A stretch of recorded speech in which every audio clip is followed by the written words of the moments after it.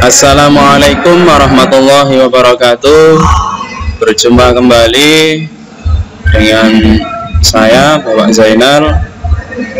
Sebelum kita memulai materi kita, marilah kita berdoa terlebih dahulu agar materi kita pada hari ini bisa kita terima dengan sebaik-baiknya dan bisa kita pahami dengan sebaik-baiknya. Berdoa mulai. Terima kasih. Pada kesempatan kali ini masih berkaitan tentang pemeliharaan mesin kendaraan ringan pada pertemuan yang kedua. Sebelumnya kita sudah menyimak pada pertemuan yang pertama tentang pemeliharaan mesin, berikutnya tentang menjelaskan KD 3.2 dan 4.2. Ini tentang menerapkan cara perawatan sistem pelumas. Ini indikatornya adalah menjelaskan fungsi perawatan sistem pelumas dan menentukan cara perawatan sistem pelumas. Kemudian pada KD 4.2 itu cara merawat berkala sistem pelumas dengan indikator melakukan perawatan berkala sistem pelumas, kemudian mengontrol hasil perawatan berkala di sistem pelumas. Jadi ini sangat penting sekali bahwasanya sistem pelumas pada engine itu sangat dibutuhkan dan sangat mempengaruhi kinerja daripada engine tersebut. Jika tidak dapat kita memahami bagaimana cara perawatannya, maka akan menyebabkan kerusakan yang fatal akibat kelalaian dalam perawatan sistem pelumas. Oke, berikutnya. Pada kesempatan kali ini materi pembelajarannya adalah kita harus tahu terlebih dahulu perawatan sistem pelumas. Di sini fungsi daripada sistem pelumas itu sendiri apa saja? Ini ada 4 hal. Ini yang perlu kalian ketahui dan yang perlu kalian pahami, yakni kita tahu bahwasanya sistem pelumas itu adalah melumasi. Bukan hanya itu saja, namun ada beberapa hal ya. Yang pertama adalah untuk memperkecil gesekan ya, memperkecil gesekan ini sehingga akan mengurangi keausan bidang atau permukaan daripada komponen yang ada pada engine. Yang kedua, yakni mendinginkan komponen. Jadi di samping oli itu sebagai pelumas, yakni untuk mendinginkan daripada komponen-komponen yang ada pada engine. Kita tahu pada engine, pada temperatur kerja itu sangat panas sekali sehingga membutuhkan sistem pendingin selain daripada yang kita tahu air sebagai pendingin, namun oli di situ juga sebagai pendingin daripada engine tersebut ya. Kemudian yang nomor 3 ini sebagai perapat atau sebagai jarak antara, misalkan di sini disebutkan antara ring piston dengan dinding silinder ini, kita tahu di situ sebagai perapat untuk meningkatkan kompresi. Ketika tidak adanya oli pada ring piston dan dinding silinder, itu juga salah satunya akan menyebabkan kebocoran dan yang lain-lain.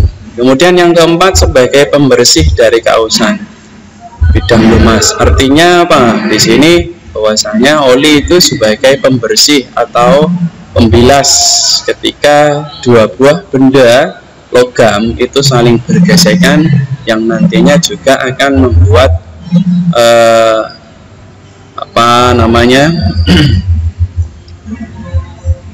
membuat yang namanya gram itu juga akan keluar oleh pelumas. Oke, berikutnya adalah sebelum kita masuk di bagian terpentingnya, ini kita lihat macam-macam pelumas atau macam-macam sistem pelumas yang ada pada mesin. Yang harus kita tahu yang pertama adalah pelumasan campur. Ini di sini disebutkan pelumasan campur. Ini digunakan kebanyakan mesin dengan stasioner 2 tak atau mesin yang kita biasanya familiar atau mesin 2 tak pada kendaraan-kendaraan kecil seperti contohnya ini ada Vespa, kemudian Yamaha Alfa, kemudian juga di Suzuki-nya Suzuki Jet Colette. Ini rata-rata yang masih ber-cc kecil. Ini yang memiliki sifat di pelumasan campur ini adalah selalu menggunakan oli baru, ya, karena oli yang tercampur pada bensin, nah, di sini antara bensin dengan oli itu dicampur, itu akan ikut habis terbakar oleh pembakaran yang terjadi pada ruang bakar. Kemudian yang kedua adalah timbul polusi dari gas buang. Nah, ini akan menimbulkan polusi dari gas buang. Kita tahu pada saluran X engine itu akan timbul asap yang banyak akibat dari proses pembakaran antara bensin dengan oli. Kemudian pemakaian oli boros, ya, pemakaian oli boros ini sebabnya karena apa? Karena oli juga ikut terbakar. Ini terutama oli-oli sebagai pelumas yang dicampur dengan bensin. Kemudian kandungan oli 2:4% dari bensin. Jadi ini perbandingan pencampurannya, ya, perbandingan pencampurannya, yakni 2 sampai dengan 4% dari bensin menurut spesifik pabrik. Berikutnya pelumasan campur itu digunakan hanya untuk motor 2 tak. Jadi kalau pada motor 4 tak itu tidak dicampur, dia dipakai pada pelumasan engine, bukan untuk dibakar. Oke. Kemudian jenis-jenis pelumasan yang kedua adalah pelumasan tekan.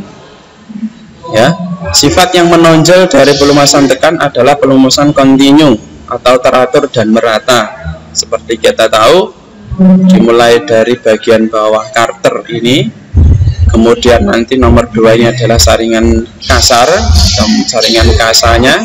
Setelah itu di bagian sini itu nanti masuk pada pompa, ya, pada pompa oil pump.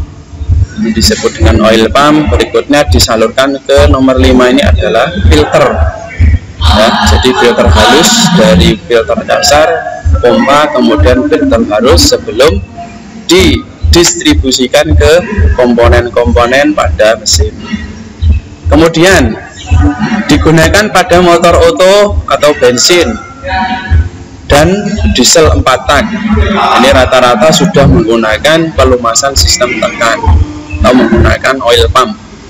Kemudian memerlukan penggantian dengan kurun waktu tertentu. Ada skala-skala kapan oli itu diganti. Nah, ini pada umumnya motor bensin itu setiap 10.000 km. Kemudian untuk motor diesel itu oli diganti setiap 5.000 km. Ini lebih cepat penggantiannya oli pada motor diesel.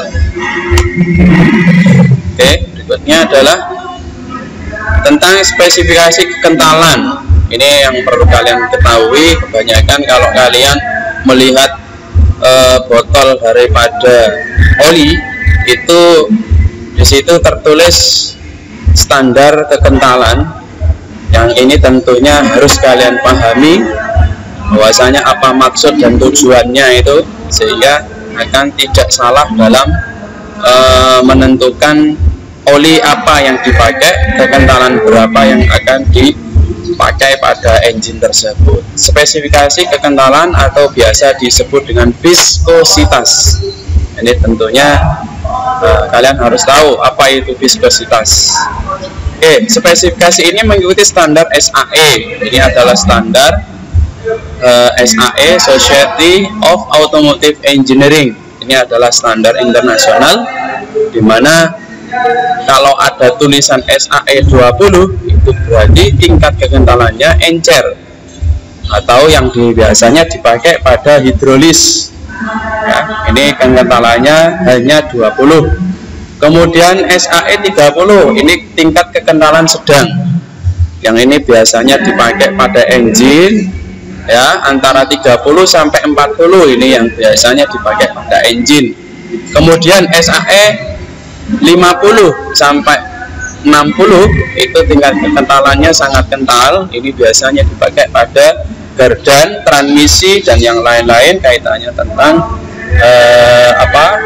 komponen berat kerjanya atau torsi yang besar, itu biasanya memiliki oli kekentalan lebih besar. Kemudian ada lagi oli multigrade, ya, ini tentunya harus tahu apa itu oli multigrade. Ya, oli multigrade itu adalah oli yang telah diberi bahan aditif. Ini oli khusus yang dapat meningkatkan kemampuan oli untuk tidak cepat encer bila suhunya naik dan tidak dapat beku pada temperatur rendah. Ini tentunya oli multigrade ini adalah oli khusus yang dipakai dibuat oleh pabrikan. Ini tentunya pada kendaraan-kendaraan khusus juga. Ya, contohnya pada mesin ini bisa kalian baca Super SAE 20W straight 50. Ya, ini maksudnya adalah pada temperatur dingin. W ini artinya winter, ya, temperatur dingin. Kemudian kekentalan seperti biasa SAE 20, ya. Kemudian pada temperatur tinggi kekentalan sama seperti biasa 50, ya. Jadi artinya seperti itu. Jadi setelah ini tentunya kalian harus bisa membaca kode yang ada pada botol-botol oli ini sebagai modal dasar ketika kita mau menentukan oli apa yang kita pakai. Oke, berikutnya ini spesifikasi kualitas. Spesifikasi kualitas itu ada standarisasinya, badan standarisasinya yang disebut dengan API atau American Petroleum Institute. Ini adalah badan penstandar kualitas oli. Ini sudah ditentukan bahwasanya untuk motor bensin itu menggunakan SA, kemudian SB ini digunakan untuk motor bensin dengan tugas ringan, contohnya untuk kendaraan-kendaraan yang dipakai pada umumnya. Kemudian motor bensin yang menggunakan tugas berat ini dengan kode SF, ya, ini harus tahu, ini sangat penting sekali. Ini kemudian yang berikutnya motor diesel. Motor diesel sendiri memiliki kode tersendiri. Untuk CA dan CB itu digunakan untuk tugas motor diesel dengan kapasitas ringan. Kemudian yang CF itu digunakan untuk tugas kapasitas berat. Nah, ini tentunya sangat berbeda, sangat spesifik, sehingga kita akan tahu oli-oli yang harus dipakai pada kendaraan atau pada engine tersebut. Oke, berikutnya ini contoh pemakaian yang digunakan pada engine, ya. Contoh pemakaiannya kalau pada motor bensin, itu menggunakan oli dengan kualitas SC, SE, ya. Saya ulangi lagi, untuk motor bensin menggunakan oli dengan kualitas SC. Kita tahu tadi bagaimana kualitasnya, ringankah atau beratkah. Kemudian untuk motor diesel menggunakan oli dengan kualitas CC, CF. Ini bisa kita lihat di sini untuk diesel engine oil dengan kode CF ya. Kemudian untuk bensin ini API SN LSAC GF5, ini untuk mesin atau jenis mesin bensin. Oke, berikutnya kemudian cara penggantian oli dengan interval atau skala penggantian oli itu sama halnya ketika melaksanakan servis ringan. Ada skala servis ringan itu kisaran setiap 10.000 km untuk motor bensin, kemudian motor diesel itu kisaran 5.000 km. Ini karena apa? Karena pada motor diesel itu lebih sering mengganti atau lebih cepat mengganti itu karena pada motor diesel itu olinya cepat kotor atau hitam. Berikutnya penggantian elemen saringan oli ini juga tidak kalah pentingnya ya. Ini sangat pengaruh pada filter oli ya. Ini adalah filter olinya. Kadang-kadang mesin atau motor kendaraan itu menggunakan unit saringan oli dengan elemen saringan yang dapat diganti sendiri. Ini biasanya terletak pada blok silindernya di bagian samping sisi luar, itu bentuknya seperti ini. Ini adalah filter oli. Ini juga perlu penggantian atau pembersihan. Ini cara mengganti elemen saringannya dengan lepas baut pusat rumah saringan dengan memutar,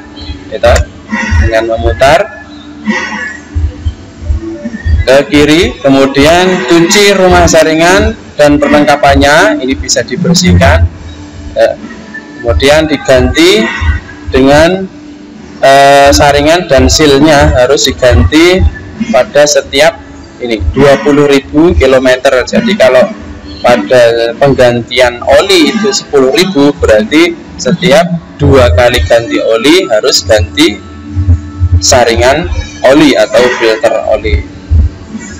Oke, jadi mungkin itu saja yang bisa disampaikan. Mudah-mudahan pada kesempatan kali ini kalian setelah menonton video tadi bisa mengetahui dan memahami bagaimana cara dan manfaat penggantian oli secara optimal sesuai dengan standar masing-masing kendaraan tersebut. Tetap semangat dan terus belajar. Saya Ferry. Assalamualaikum warahmatullahi wabarakatuh.